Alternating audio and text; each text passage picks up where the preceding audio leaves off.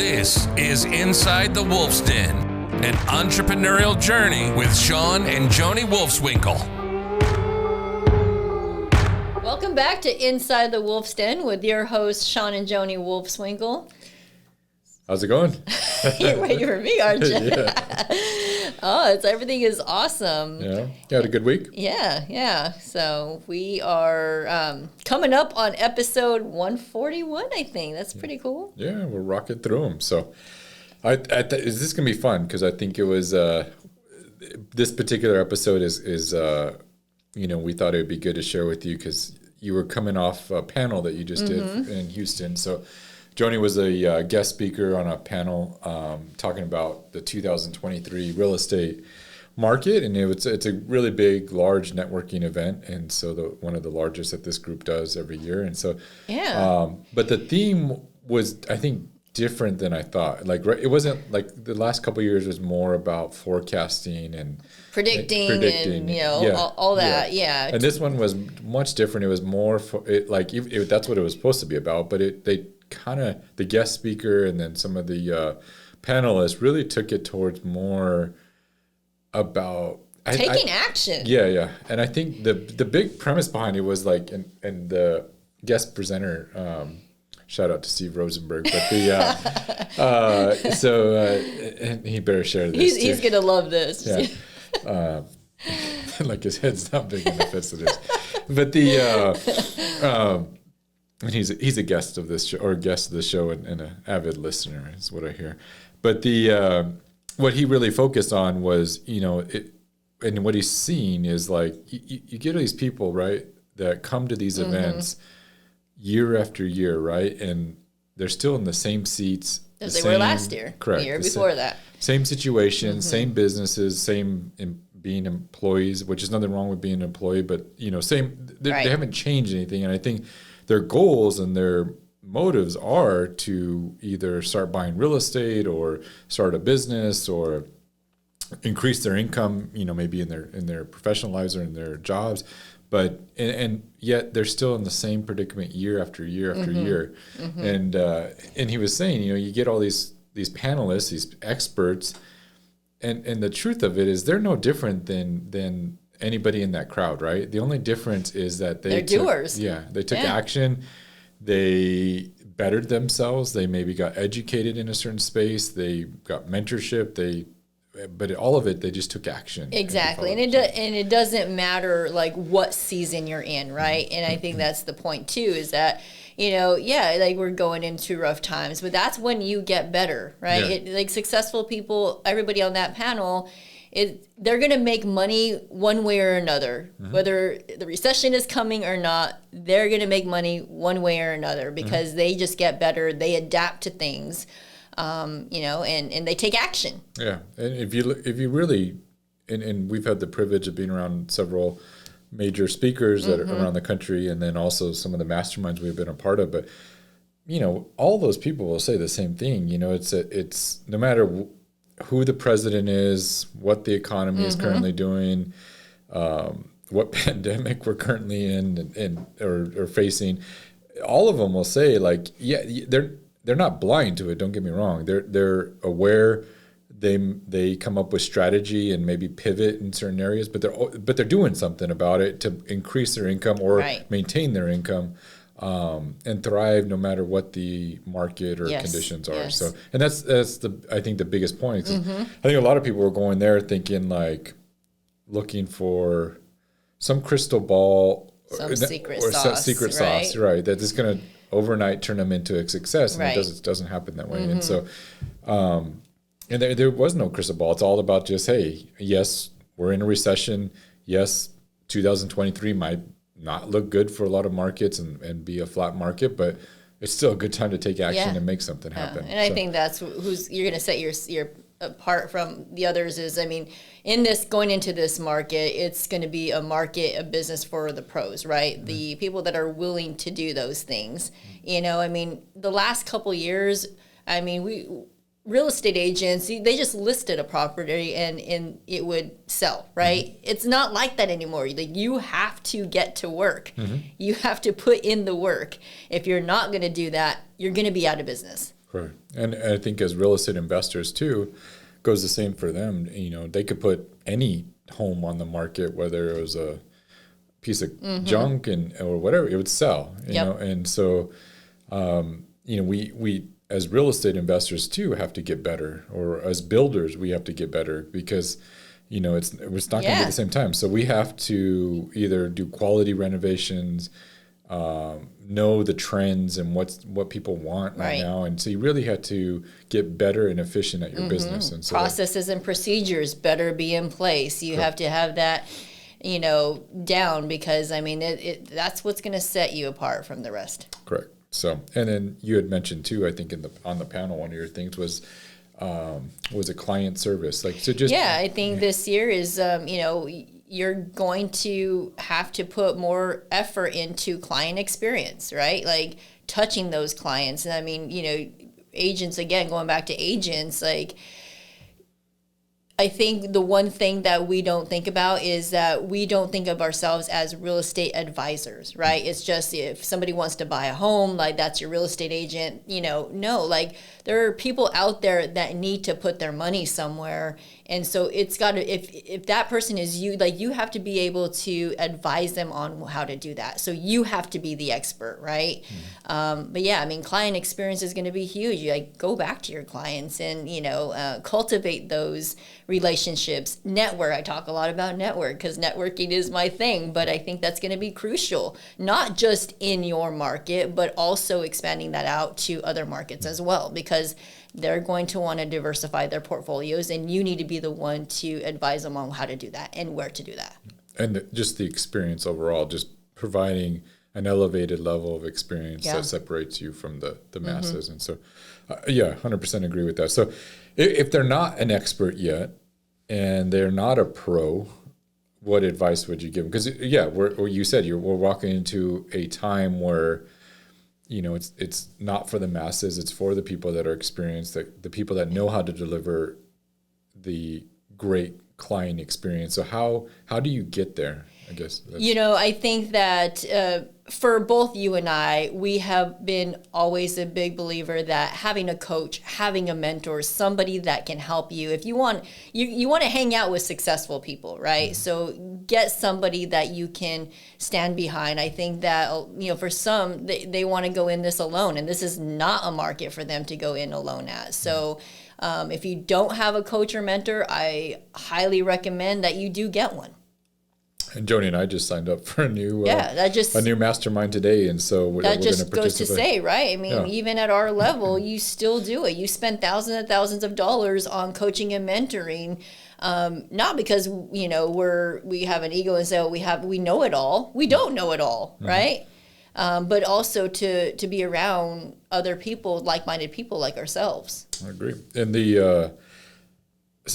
I think for some people, you know, they go to the free events because it's free, and that's a start. Don't get me wrong. That takes time. That takes energy. That takes you driving down there and all that. So that's a start. And I but do something with it. Correct. That's the thing. Yeah. So yes. So if that's all you have and you're just scraping by and just, you know, living week to week, then yes, start off with some of the free events.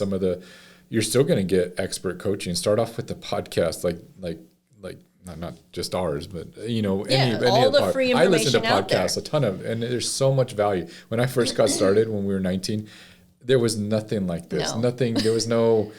The internet was here, but I don't think there wasn't. You know, we weren't doing any of this, so I had to pay. Again, back then, you know, if you know our story, I took the money my parents had given me to go to college, and I spent that all on real estate boot camps and seminars and coaching, mentorship program. That's how we got started. So it goes back to those fundamentals. And so, like if you figure out a way, you know, number one. So if it's attending the free boot camps, attending the free networking with people at those events, finding out what they're doing, finding how they and question them and ask them. Most people will share their info. So. And then build upon that so that you get a little bit of education. Now go take some action with it. Maybe go find your first wholesale deal, or if you're a realtor, go for your first listing.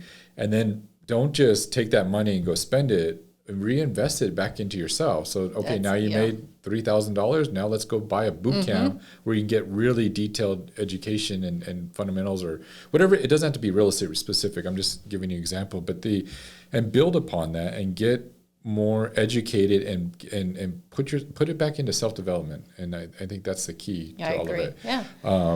And that's how we'd get started. So I think you need to invest in yourself right now and invest in your education this year to take you to the next level. And you have to be, I guess, coachable or teachable, right? Because I think that a lot of times, like, we spend all this money to hire coaches and mentors, and we don't agree with them, or we think that we're better than them, and then it results in you not taking action because you think you know it all. Correct.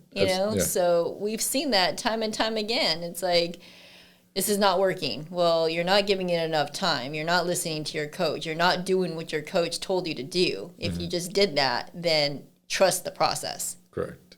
100%. Yeah. And I see it time and time again. The people that actually do something, at least buy something and have the extra money to be able to do it, or they even go to these free networking events and they'll tell them exactly what to do. And it's like, well, I've heard that, but I'm trying this. What makes you think that you're like... this person is successful, you are not, so... Yeah, it doesn't make any sense. But yes, you want to follow people that are where you want to go. Don't listen to... The problem is, like, they'll take advice from somebody, their buddy, that's in the same situation as them. Yeah, that's another pet peeve of mine is, like, watch who you take your advice from as well. Like, you do not take your advice from somebody that's never done it before, right? It's not successful. We see it all the time. And you're laughing because Joni has these calls with owners throughout the week, and it's like they get advice from all these different people that surround them that don't even own a rental, don't even own a home, most kids, but they're taking advice from them, right? And then they're coming to us to tell us how to manage their property. Yeah. And it's like, man, we do this for a living. It's not like this is just a hobby, and it's like you're telling me how to manage your property and you're taking your advice from some relative, your brother, whatever. But yeah, absolutely. Watch who you take your advice from. So, really, truly follow people that, and be careful, because there's the Instagram world of this generation, and there's people that rent Lamborghinis and take pictures in front of them, and they're not any further than you are. They're just trying to make money off social media and using that. So yes, truly vet the people you're wanting to aspire to be, and but take advice and execute on it. I think that was, if you really go back to Joni and I's story, and we probably were too naive, didn't know any better. We didn't know whether it was right or wrong or any different. But we had nothing to lose either. So we spent all that money on on the boot camps and seminars when we were 19, and they told us to do this, so we just went and did it. Yep. And we got a mentor that came in and partnered with us and did deals with us, and he would do step by step. Okay, you send this amount of postcards, send it with this language. Boom, we just changed the number, send it, put our name on it, and did it. Yeah. And then he said, okay, well, here's how you run the numbers. Make this offers. Well, we just started making those offers. Then we got one under contract. Now what do we do? Yeah. Go put the little flags and the banners, on the sign and all that. So we did all that. Guess what? We got a bunch of calls, and it was like we just didn't, we didn't try to reinvent the wheel. Right. And that's what we've done our whole existence, is not reinvent the wheel, whether it comes to property management or anything. So, listen to your advisors and coaches, and then take massive action behind that, and just do what they say. Yeah. And then comes to if you really look at all the weight loss and the weight, because I know a lot of people are trying to lose weight at the beginning of the year, they all pretty much say the exact same thing. Yeah, right? They do. In anything, yeah. And the next point, keeping consistent with it too.